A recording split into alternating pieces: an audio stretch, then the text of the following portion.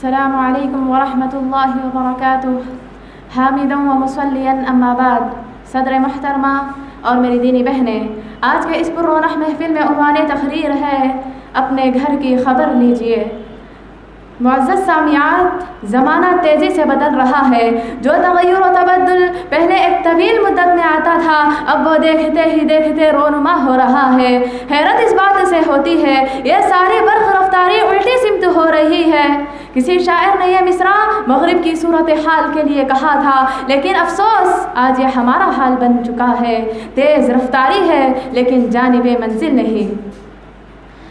معزز سامعات، اگر ہم اپنے گرد و پیش کا جائزہ لیں تو دیکھیں گے جہاں کبھی اللہ اور اس کے رسول صلی اللہ علیہ وسلم اور اسلاف امت کی باتیں ہوا کرتی تھیں، آج وہاں باپ بیٹوں اور ماں بیٹیوں کے درمیان ٹی وی فلموں پر تبصرے زیر بحث نظر آتے ہیں۔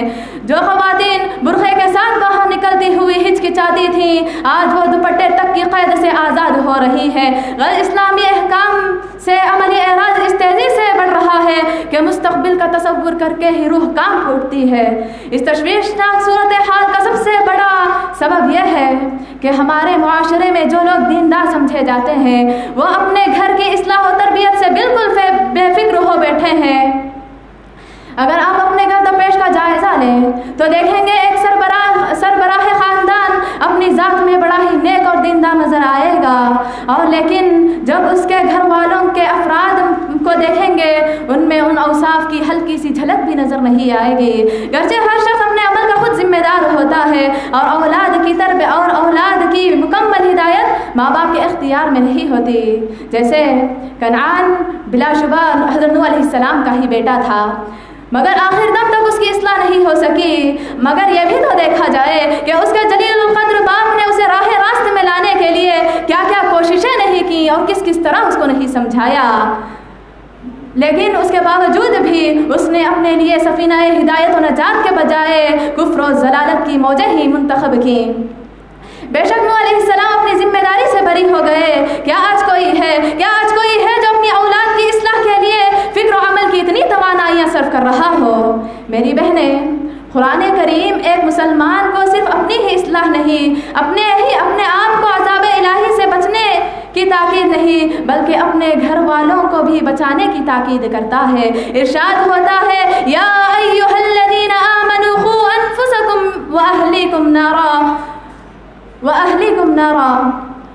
اور آپ صلی اللہ علیہ وسلم کو نبوت کے بعد جو سب سے پہلا حکم نازل ہوا وہ تھا وَأَنذِرْ عَشِيرَتَكَ الْأَقْرَبِينَ، اور آپ اپنے قریبی رشتہ دار کو عذاب الہی سے ڈرائیے۔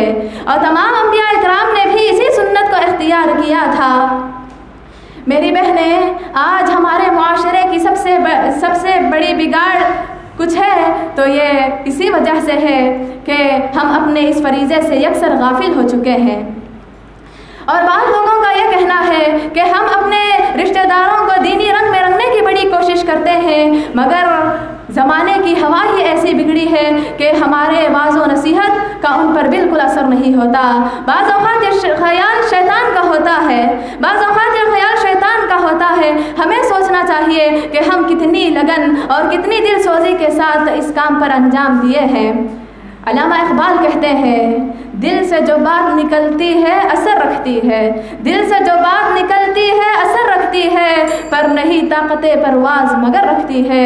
الغرض ہمارا فرض بنتا ہے کہ ہم اپنے گھر والوں کی خبر لیں، انہیں جزا و سزا کا احساس دلوائیں، اور واعظ و نصیحت سے پہلے اپنے آپ کو قابل تقلید نمونہ بنائیں۔ اگر ہم نے اس کام کا انجام دے لیا تو یقین جانیے کہ نئی نسل کی ایک بھاری اکثریت راہ راست پر آ جائے گی۔ دعا ہے رب العالمین سے کہ رب العالمین ہم تمام کو اصلاح نفس اور اصلاح اہل و عیال کی توفیق دے۔ آمین۔ والسلام علیکم ورحمۃ اللہ وبرکاتہ۔